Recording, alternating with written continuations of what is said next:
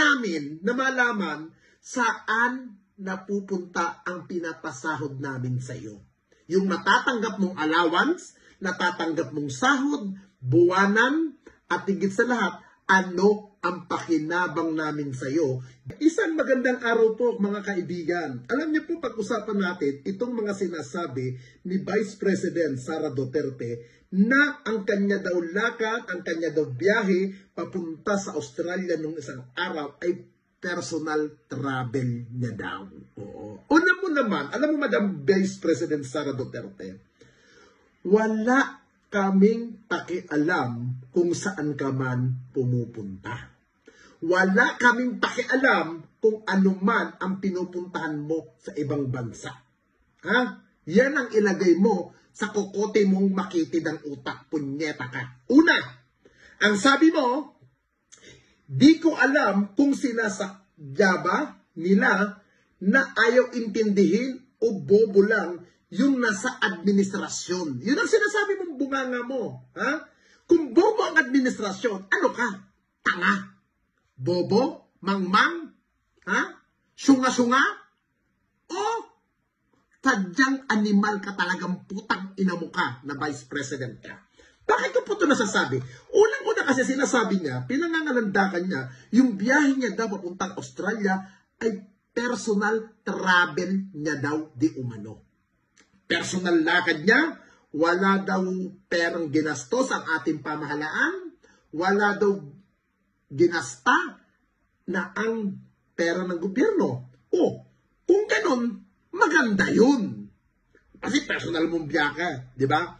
Unang-una sinasabi mo, meron kang ginagawa kahit ikay nasa ibang bansa, kahit ikay nasa biyahe, meron kang ginagawa. Ngayon, kung ano man ang ginagawa mo, patunayan mo na may pakinabang ang mga mamamayang Pilipino. Kasi unang-una, madam, huwag kang nagagalit kung nababatikos ka. Huwag kang nabibisit at huwag kang napipikon kung napagsasalitaan kang lustay. Ha? Huwag kang pikon. Bakit? Unang-una, ikaw ay public official. Pangalawa, elected kang Vice President. Pangatlo, sino ba ang nagpapasahod sa iyo? Hindi ba mamamayang Pilipino? Ngayon, karapatan namin na malaman saan napupunta ang pinapasahod namin sa iyo. Yung natatanggap mong allowance, natatanggap mong sahod, buwanan, at higit sa lahat, ano ang pakinabang namin sa iyo bilang Vice President na sumasahod ng pera ng sambayan ng Pilipino? Yun ang gusto namin malaman. Hindi yung pang tinanong ka. Saan, anong ginagawa mo doon? Meron ka bang ganito ganyan? Sasagot mo, bobo ba talaga ang nasa administrasyon? Hindi yun eh. Vice President ka, madam. Ha? Kailangan i-explain mo ano ang naging silbi mo nung ikay nasa biyahe. Yung pang pagbiyahe mo, meron bang travel to permit yan? Dahil under ka ng executive branch? May permit ka ba ni Pangulong Ferdinand Marcos na bumiyahe? Binigyan ka ba niya ng permit to authority na mag-abroad? Baka wala. Sayang ang pasahod.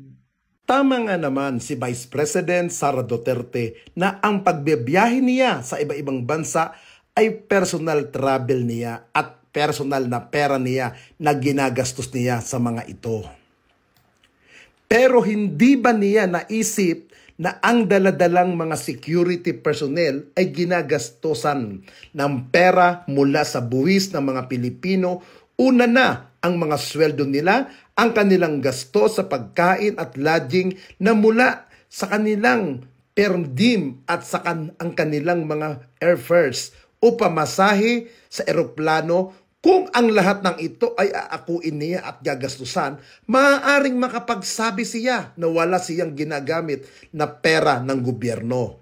By the way, bilang isang opisyal ng gobyerno at nasa ilalim siya ng executive department, kumukuha ba siya ng permit to travel abroad sa kanyang immediate boss na si Pangulong Bongbong Marcos? Kasi hindi naman ito official travel, kundi personal trip. Kung ang isang ordinaryong government employee ay kumukuha ng permit to travel abroad sa head of office niya, dapat gawin din ito ng ating Vice President Sara Duterte.